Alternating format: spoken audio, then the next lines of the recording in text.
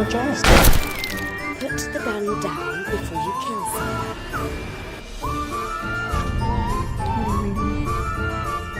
Teenage Girl's Diary.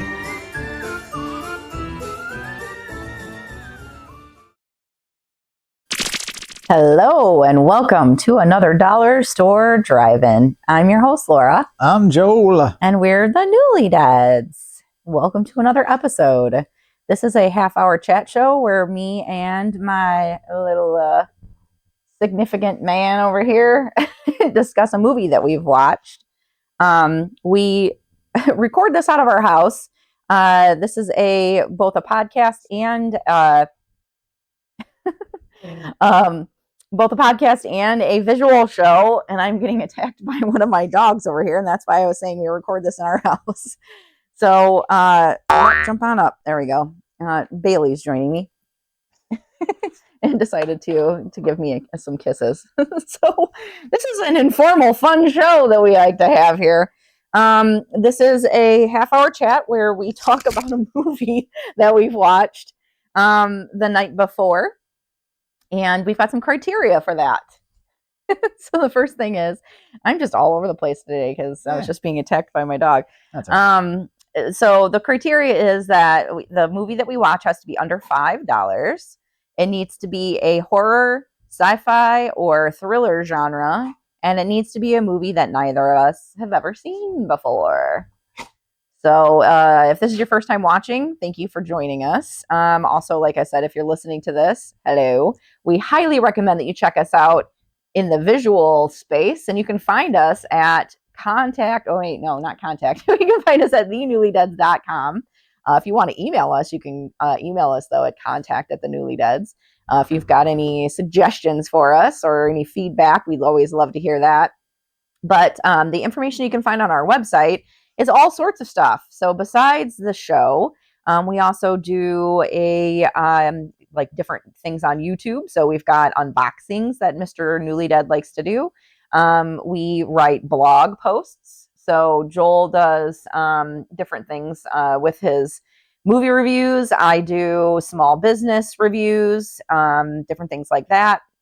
On YouTube, we also do things like caffeinated reviews sometimes, on following us around. I already said unboxings, but follow us around videos, snack videos, all sorts of fun stuff. We are both creators, so we like to do different projects.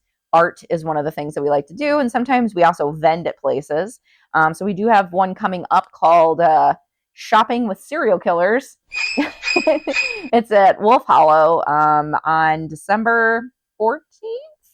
Yes. Yep. So you can come visit us there. We are one of like 5 or 6 vendors, I think, for that particular event. So you can come say hi and say, I watched your show. Yes, or please do. I heard you on Spotify or whatever podcast. I read your blog. I read your blog. I drank the coffee you recommended. Yes. So all of those fun things. But we are here not to discuss all of the other stuff. We're here to talk about a movie that we watched. Last night we watched the movie called The Night Sitter. Ah. Yep. It's from the creator of Final Destination. See, now he wants to come see you. So why don't you help him over there? And that's where he likes to be. So The Night Sitter has a very short synopsis on the back. Are you ready for this? I'm going to try, but I've got a Bailey demanding attention. Yeah, you cannot he does. deny the king. I'm going to read the synopsis, and then we will talk a little bit about it after we watch the trailer, so that way you can see what we are also discussing. So, a con artist poses as a babysitter to steal from a wealthy occult enthusiast. One of the kids she's sitting unwittingly summons a trio of witches known as the Three Mothers. That's it. I told you it was a short synopsis. There's a couple of reviews on the back. A visually thoughtful film. Visually thoughtful. I've never heard that term. That's from the Hollywood News. Nerdly said it's a highly entertaining and original movie. Okay. And Love Horror said the visual style of Dario Argento is omnipresent I like that. Huh. With the use of intense, vivid lighting. I would agree with that. Can't disagree with Yeah. that. I mean, I don't know that I would go quite as far as like say Dario Argento. Suspiria level No. of color usage, But it definitely, yeah, we have thoughts on that. it was the first thing that we noticed when we were watching that. Compared to some of the movies that we watch. Yeah. So just a real quick kind of before we get into the next part of this, a little bit of a heads up as far as what's yet to come. We decided for the month of December, we're going to do Christmas horror films for the entire month. They've already been selected. And then on the final show of December, the Christmas show, we're going to be talking about our kind of quintessential Christmas horror movies, ones that we like, ones that we recommend, ones that you may not have heard of, kind of like our Halloween Spooktacular. We're doing our Christmas Spooktacular. And so we originally were going to be doing, if you're here for the Silent Night, Bloody Night episode, that got bumped to next week because we're like, we need to do Christmas the whole month long. Actually, that got bumped to the week after next. Sorry, next week is something else. But what we didn't realize, this is a Christmas movie. It is. It takes place during Christmas time. So lo and behold, as we were watching, there's Christmas lights, there's Christmas atmosphere, there's Christmas everything, and we're like, okay, I guess we're getting started early, so we didn't need to bump Silent Night, Bloody Night after all. So this doesn't have 3 wise men; it's got 3 witches, but it is a Christmas themed horror movie. Mm-hmm. So just a little teaser for what's to come. Yep. What now? So I think we're going to watch the trailer, and this week the trailer is riding a broom. Okay. Because it's witches. It is witches. Witches. They got masks and they walk around a lot and kind of witches. But yeah, they didn't ride brooms in this one anyway. No. And then or jump off roofs or yeah. Roofs? Roofs. Is that the plural of roofs? Roofs. Roofs. They didn't jump off a roof. Roofs. I don't think roofs is a word. I think that's a word. No. Roofs. Roofs. Right. I mean, that's how I would say it. Roofs. Roofs. They got roofs. Well, we're gonna pause for a second. We'll let you guys watch the trailer, and we'll be right back. Or listen to the trailer if you're listening. All right, bye. Who is it? I said, who is it? Hey, buddy, this is Amber. She's gonna be watching tonight, okay? Okay. I'll be home by midnight. Hey, if anything goes wrong, Amber will help. And remember what I said about my office. Strictly off limits.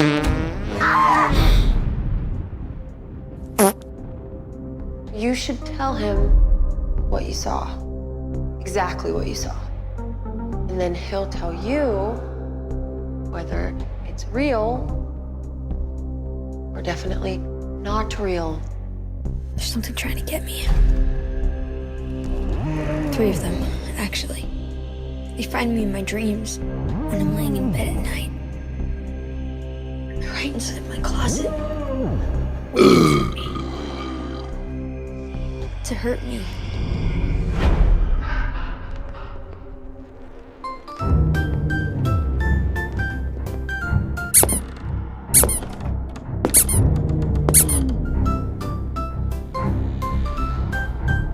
I never see them up close, but I hear them. Whispering. And I keep moving towards them, but I don't want to. So I run. And I run.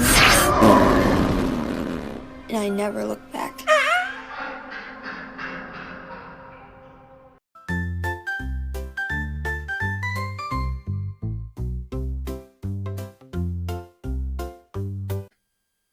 And welcome back. Hopefully you enjoyed that trailer. Bailey's happy that we're back. He's high-fiving. I tried to get him to high five before, and he's like, "No, I got to see the trailer first," and then he was decided that it's okay. Oh, I forgot to grab my notes. I know. Mr. Newlydad has some notes. Bailey, What'd you draw this week? Okay, he doesn't care. So whenever we do watch a movie, I take notes. So we have a guideline, and I also draw pictures. Sometimes a lot, sometimes a little. And then end of the year, Mr. Newlydad puts them together into a little flippy book. You'll be able to see that at thenewlydads.com. So you can check out last year's book. This year's book will be posted sometime in January. Got to get on that. So get prepared. There might even be some of Mrs. Newlydad's in there. I'm hoping, because she does occasionally take notes. A lot of times it's analog, so those may not be a part of that, like this week. But all right. So I did a lot of drawing this week. You did do it. You've got candy corn. Yeah, I like the candy corn. Mm-hmm. Came out good. He looks very cute. A little monster with a horn with one eye. It was the first thing. I don't know what the heck he is. Pew pew. It's a skull that's shooting pew-pews out. I don't know Mm-hmm. why he's shooting laser He looks beams out of mad. his eyes. He but looks very sus. He's like Yeah. making a face. A little dude going whoa, Well, yeah. We'll get to that. and then a pumpkin. Yeah, he's kind of a robot digital pumpkin. I If you drew a notice, pumpkin everything's too. square on him and very crisp and clean. Yeah, I drew a pumpkin too with a little witch hat on. Look at that. We're drawn pumpkins. And like, look, I drew the night sitter. Yep, and you drew the little sigil thing I did drew the little sigil thing. that became part of the film. So, a lot to discuss with this film. So, first of all, The Night Sitter is from 2018, fairly recent film. Currently sitting at 4.9 out of 10 on the Internet Movie Database, and I would say that's earned. This was directed by a duo and written, writer-directors, that are known as Rollerblade Massacre. So at the beginning of the film, it says directed and written by Rollerblade Massacre, and at the end, they even got a logo. So kind of like Broken Lizard or some of the other group directorial people. I didn't realize this when I first wrote the notes, so I had to stick it in there after the fact. But they've only done one other film so far called A Not So Pleasant Surprise, and a lot of short films. And I'm going to be keeping my eyes out for these people because if this is an indicator, they might have some cool things to come. We will see. So this stars one Elise Dufour in our lead role as the babysitter, who was in a movie called Dracul. That's with a K. That makes me wonder if there was a movie like, what if Dracula was wearing shades? He's really hey, I'm Dracul. he's Dracul. Siren, which if you guys saw VHS, the original one, you may have seen the short in that with the siren that then got their own film that came out later, which I'm drawing a Like blank. Siren Head? Like that guy? No, you're thinking. No. Is that his name? The big siren guy? Is it Siren Head? I know he's a creepypasta guy. Mm-hmm. It sounds wrong. I think you're right. Anyway, no, it's about the kind of she's kind of like a succubus. Yeah. She lures men in, and then she's like, "I like you." She They're of keeps the saying that. sea. And she just talks and says, "I like you," but she flies and has wings and is like. But she got her own movie, which didn't. They're like a do harpy. Great. Maybe a harpy is better than a succubus. Oops, sorry, that was me. I bumped my elbow, and now I think someone's at the door. And she was in something called "Merry Effin' Christmas." Nice. We should Yeah. watch that. It's F @ $$ing Christmas. So that's actually how it's spelled in the thing because it's kind of a PG show. Why is Shaggy laying behind us? I don't know. He's a weirdie. This also stars Jack Champion, who was in Scream 6, Oh. Avatar: The Way of Water, Mm-hmm. and Avengers Endgame. Now, before you run off and say, well, who was he in those movies? He was like guy in coffee shop or man who Gets trips blown up. over his own foot or man who gets blown up. Yep. He's like a character in the background, but he was in some pretty big movies. So I figured you had to mention it. This also stars someone named Amber Newcomb. And I put her in because I thought her name was fun. Like Duke. Yep. I was going to say, I wonder if she's related to Duke. What a mess. She was in the 2018 movie Burnt Offerings, not to be confused with the 1981 film with Karen Black. She's done a bunch of TV and some shorts. And then finally, Jermaine Rivers, who the reason I threw them in here is because they had some good credits, including Mr. Crockett that we just watched, Black Adam, the Dwayne "The Rock" Johnson DC movie, and Massacre on Aisle 12, which has been on my list for a long time, but I've not actually watched it yet. Sounds like an interesting, I like movies that take place in a single location, and especially stores. It always leads to interesting outcomes. It does. So that is our cast list and our people that brought us the film. So at this point, my wife turns to me and says, What'd you think? now we really get into it. So first of all, it's a Christmas movie. It's not like... I wouldn't say it's like a Christmas movie. It takes place at Christmas. Correct. There's But no it's not like Santa. Santa or like any sort of like religious stuff. Owls? Elves. Oh, elves. Elves, on the roofs. Roofs. Yeah, the Yeah. rooftop elves. Elves. Elves, yes. There's elves on the roofs. Yeah, none of that. But it does take place at Christmas time. So it's got a very kind of, with the cinematography in this film, which is really the high point, It's got a very warm. vibe. Yeah.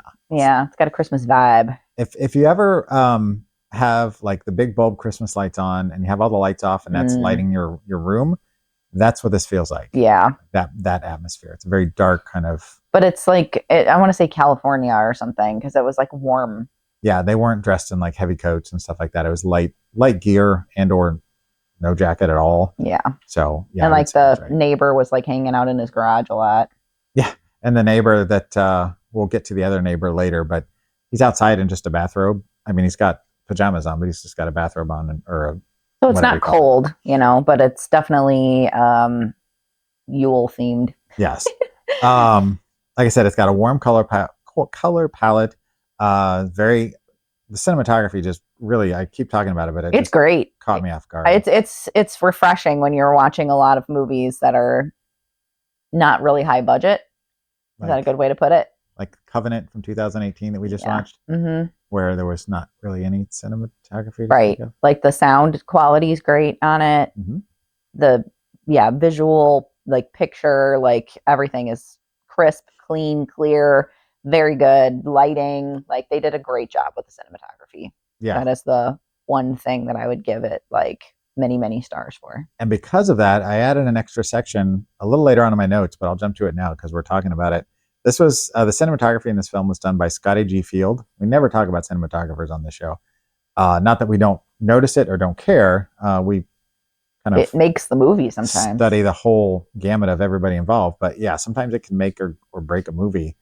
They also did something called Where the Devil Dwells. That's the only other full-length movie they've done, which I'm inclined to maybe want to check it out at some point.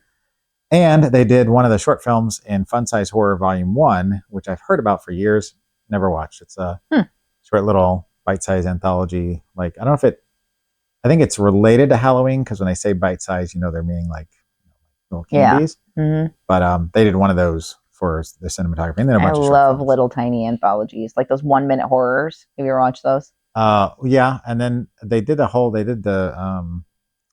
A to Z's of Death. The ABCs of Death. Yeah. Part 1 and 2. I saw the first one and it was it's almost a little too, for like a 2-hour movie. It's a little fast. After a while, you're like, okay, I need something. Give me a little bit more. But yeah. I've heard good things about this. So again, based on just his cinematography alone, it's something maybe to check out.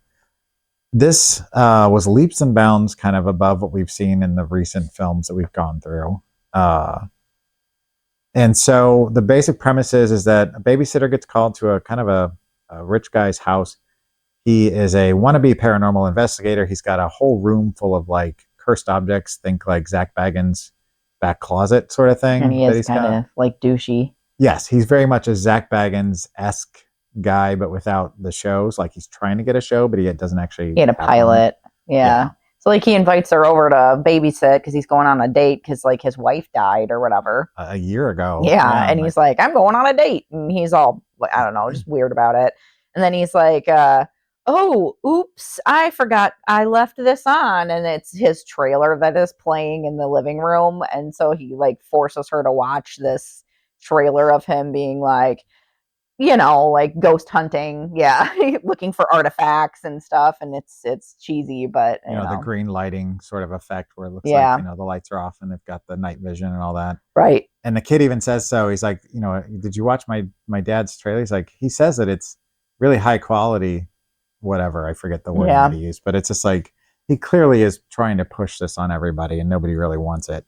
And he confesses to her right before that he and his girlfriend leave that he's never actually had any sort of paranormal experience. Like he's in all those years of trying to have something, he's never seen a ghost. He's never had any sort of like weird phenomenon. He's just out there trying to get it. And so he's like kind of thirsty for it. Yeah. Like he's asking for it. Yeah. And right there, you kind of get this foreshadowing that stuff's about to hit the fan. And so you kind of assume at some point he'll be involved, which he is. But so the other thing that's a little weird about this is that when the guy's girlfriend shows up and they decide that they're, going to head out, her kid stays. So this babysitter is there not only to babysit his kid, She drops her kid off. Who's this little like turd burglar? Rodney or something? Turd or bucket. I don't know what you want to call Randy? him. Ronnie. Ronnie. Yeah, it's That's right. Ronald, but he goes by Ronnie. He's like, don't call me Ronald. Yeah. He He, seems fine at first, but not. he's got impulse control issues apparently, or something. I forget how she Yeah. defines it. And he can't say I love you or whatever. So it's like, X marks the spot. yeah. And I don't know. They're not great parents, and the kids are not that young. Like the main guy's son is probably like 11 8 or 9, yeah. 10, maybe. He 10. might be 11, but I'm guessing like 8 or 9. And Ronnie is probably like a year or two younger. Yeah. So I'd say they're probably like 11. 11. Because the one kid is like really tall and the other kid's kind of short and they look like they're maybe a little different, but I could be wrong. So Ronnie inadvertently unleashes the 3 witches because he breaks into the room. Meanwhile, we find out that the babysitter is going to rob the house with her friends that are on their way over to help out. And needless to say, they fight for their lives to, survive the night. Dad shows with up. the bad witches or whatever. Mom shows up. The neighbor shows up. Yep. And it gets bigger and bigger. So there's more of a body count, but it makes sense in terms of the storytelling. It's got a good soundtrack. That was another thing that I noticed that I really enjoyed. The only thing that we really were not happy about is that they have a dog, and the dog doesn't make it. Well, and they also don't have any problem being mean to kids. Yeah, Don't spoil it. we've talked we want about people this to watch a lot. About there's 2 rules in horror typically, which is you don't hurt animals and you don't hurt kids. They wrote both the rules in this, and the thing that they did to a child, and we won't tell if it's one of the kids that's being babysat or another kid that shows up, is pretty like ballsy. Like And they show it. yeah, they're not like pulling punches and like you hear a scream in the background. They're like, Like in Ready or Not. here's this. And I'm like, Yeah, it's full on. whoa. Full display. Yeah, it was not, it was surprising.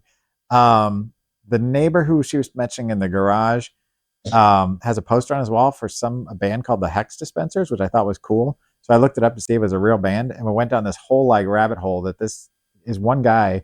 It's a real band. He does soundtracks, and he's done Scare Package, which we saw that Joe Bob is in, and Darcy. And he did The Pale Door that we reviewed in a very early episode of the show when we jumped on to our first network. Yep. So weird connection. I wrote Bubes, BEWBS, because Boobs. that happened. Then I mean, there weren't like naked boobs, right? Oh no, there was Yeah, there naked was. boobs. Yeah, I forgot. it's not often in these movies that we see that, but in this one they actually did. So one of the things that we have to mention, despite my kind of glowing commentary so far, what happened to you? I fell asleep. I don't think it's the movie's fault. No, I was just very tired. she's recovering like from always. an illness, and it's early mornings, late days lately for both of us. But I ended up rewinding the ending again, and you did end up seeing the last like 10 minutes of it. And I don't want to spoil it, but I gotta say something about it because the way it ends, I'm kind of glad we had to rewind it because I went, wait, what? Because they just come to this kind of like, zip, everything's done. Go look after your mother and sister. Where are you going? I'm gonna finish this. And I felt like they cheated us, the audience, from a worthwhile, like it works in the story, like it makes sense, but it feels unsatisfactory. Yeah. And they kind of left it open. Potentially there could be a sequel. I don't know why there would be, but theoretically it could happen based on how it ends. And I have a little bit of a problem with the main antagonist because as much as everything looked really great in this film, I felt like they were kind of, Like an afterthought. kind of subpar. Like it was an idea that they had and then they couldn't quite execute it. So they needed maybe a better effects person. Yeah, that's a good way to put it. Execute being the key word here. So any other thoughts on The Night Sitter? No, I mean, I'm never really a huge fan of like evil witches, because of reasons.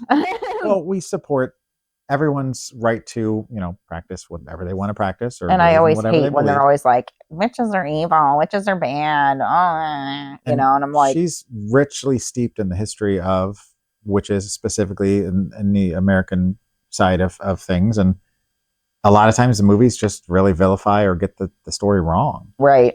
Like, for example, did they ever burn witches in No. Salem? No. Mm-mm. But in this movie, what Yeah. do they say? Yeah. Yeah, they burned one. Right. She's like, no, that didn't happen. Said, yeah. At least not that's been documented in any way, shape, or Correct. form. Yeah. So could it have happened? Sure. Sure. But did it happen as far as we know? No. Yeah. So, what do you So think? Rate it? yeah. Out of sigils. I see what Yeah. you did there. Yeah.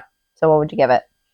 So I mean, if it's not very clear, I enjoyed this. I felt like it had a little bit of shortcomings, but overall, well worth a watch if you have the time and you want something a little bit in the holiday spirit.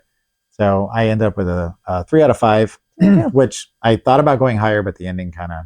Yeah. I gave it a 3 also. I was going to give it a 2 because I fell asleep and then I started thinking about it and I was like, well, it's not its fault.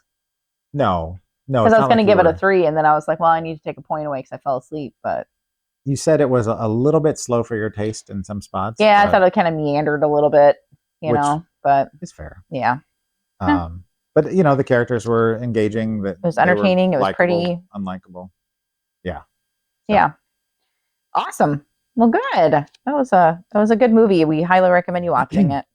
At least Easy to once. find. Yeah, easy to Yeah. find too. It is on Tubi, of course, because Tubi has just about everything that we watch, and some other sites. But you can also find it at the Dollar Tree, which is where we picked this up. Dollar Tree, For Dollar Tree. $1.25. All right. So what are we watching? Oh wait, no wait. If you don't want to watch this movie, what do you recommend? I So, almost forgot again. Should I blow it up or originally- keep it? It's up to you. So originally, I was thinking about going with the Keep it. Christmas theme, and I thought about recommending Better Watch Out, but that movie there's no supernatural elements, Mm, and so I'm like, it's not really a good analog to this. yeah. So I switched my gears halfway through the movie, and I went with 2017's The Babysitter, the first film that kind of introduced us to Samara Weaving.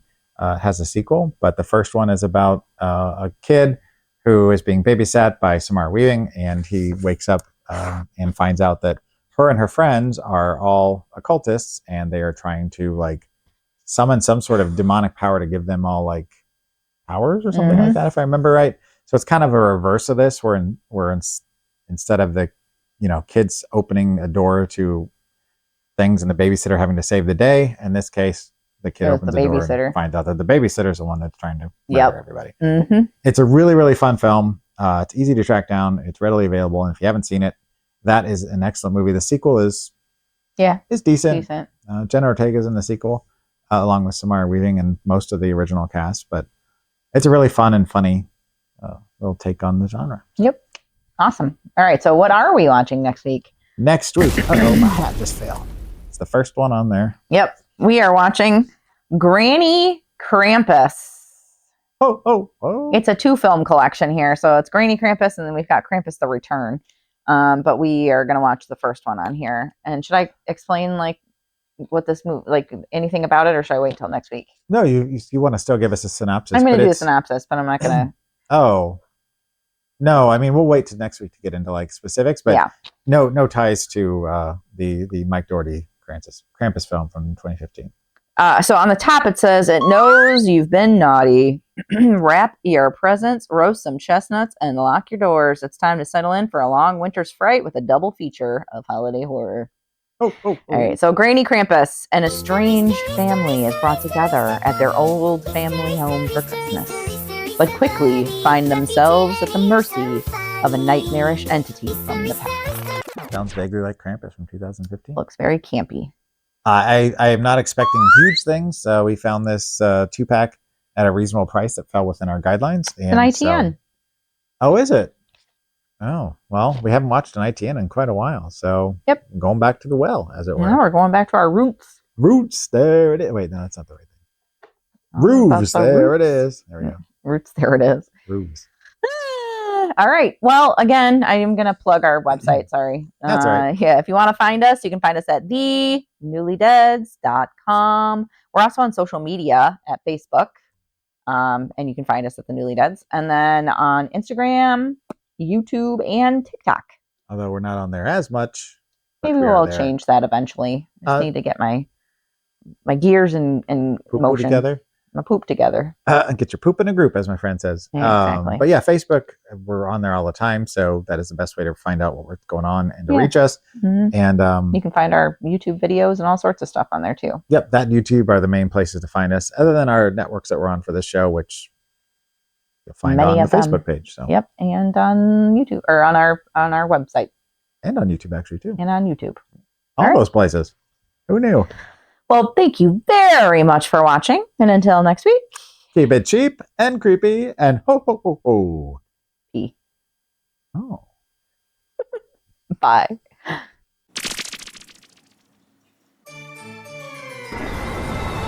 Go look after your mother and sister. Where are you going? I'm gonna finish this.